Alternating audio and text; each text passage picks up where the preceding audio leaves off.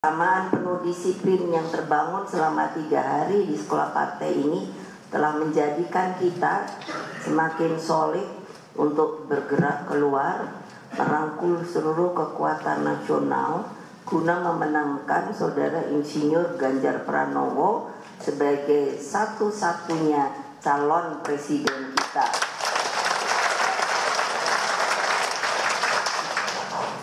Saudara-saudara sekalian yang saya sayangi, bagi kita pemilu adalah pertarungan ide dan gagasan untuk menyelesaikan masalah rakyat yang selalu akan saya sebut akar rumput, dan selanjutnya berjuang merebut masa depan dan memberikan harapan pada mereka.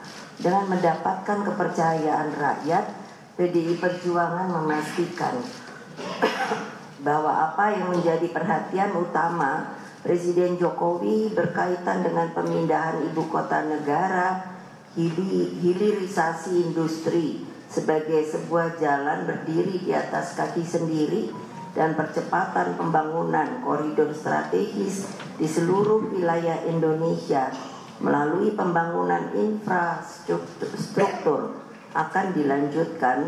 Bahkan kami sedang menggodok, kalau sekiranya kami insya Allah menjadi menang, akan semakin dipercepat karena kita berpengalaman setelah 2 periode di pemerintahan.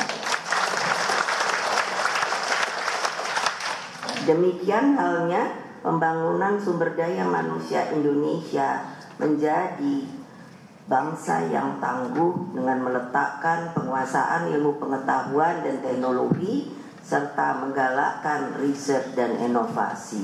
Alhamdulillah, Presiden Jokowi telah memberikan tugas pada kami dan telah berbentuk yang namanya Badan Riset Inovasi Nasional. Rakernas 3 ini, partai ini telah mempersiapkan visi misi calon presiden. Visi misi partai ini bukanlah sekedar perencanaan jangka pendek. Ia adalah overall planning yang bersifat semesta dan berencana. Cakupan dari overall planning tersebut dimulai dari komitmen agar fakir miskin dan anak-anak terlantar dipelihara oleh negara. Sebagai sebuah keterangan, dan ini menjadi tema Rakernas, kepada media saya dengan segala hormat tidak menjadikan yang namanya tagline kita ini menjadi polemik, karena ini sebetulnya perintah Undang-Undang Dasar Negara Republik Indonesia.